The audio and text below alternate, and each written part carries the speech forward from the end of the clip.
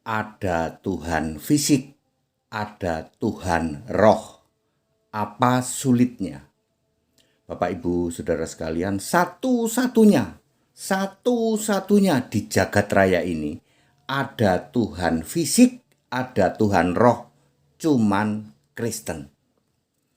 Ada Tuhan, ada Allah, ya begitu. Itu eksistensi Allah itu selalu ada Tuhan, selalu ada Allah.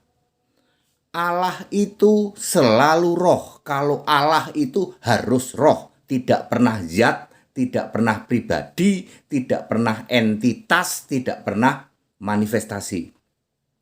Tetapi kalau Tuhan itu ada fisik dan ada roh. Mari kita bahas.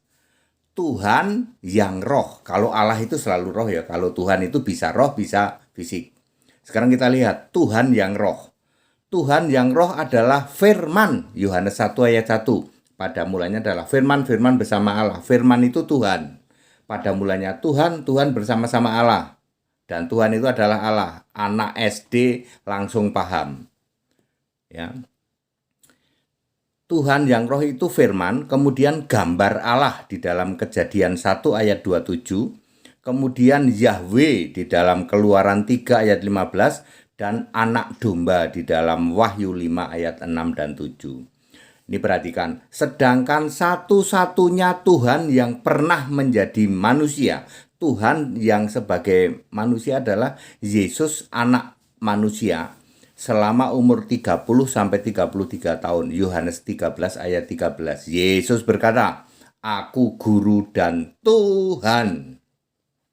Saat Yesus masih manusia, tentu yang dimaksud adalah Tuhan yang fisik manusia. Tuhan fisik berubah menjadi Tuhan yang roh ya. Tuhan yang fisik berubah menjadi Tuhan yang roh.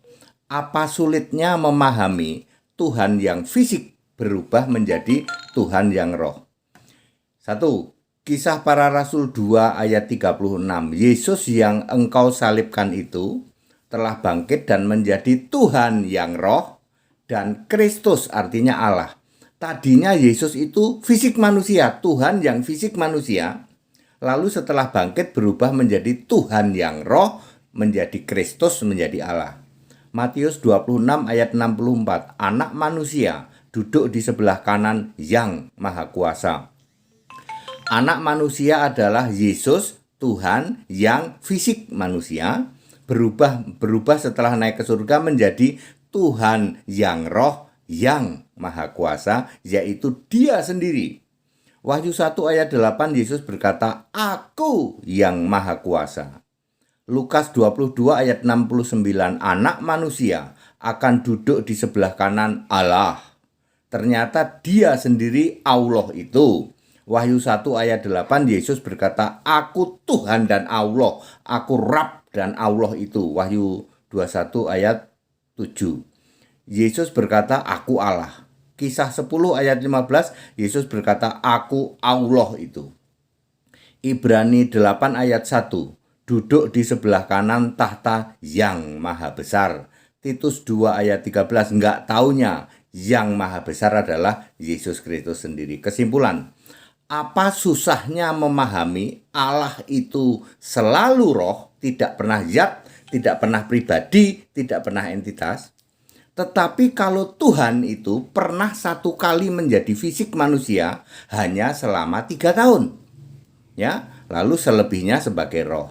Tuhan yang fisik itu hanya 3 tahun, tahun 30 sampai 33 Masehi adalah Yesus fisik anak manusia. Yohanes 13 ayat 13.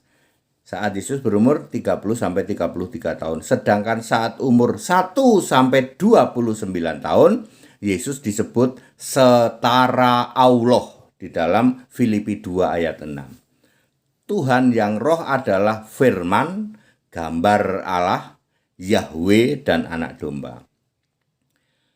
Olok-olok tanda tumpul. Jika Anda paling suka mengolok-olok, Yesus itu cuman manusia dijadikan Tuhan. Sesungguhnya Anda sedang pamer pikiran tumpul. Tadi ya.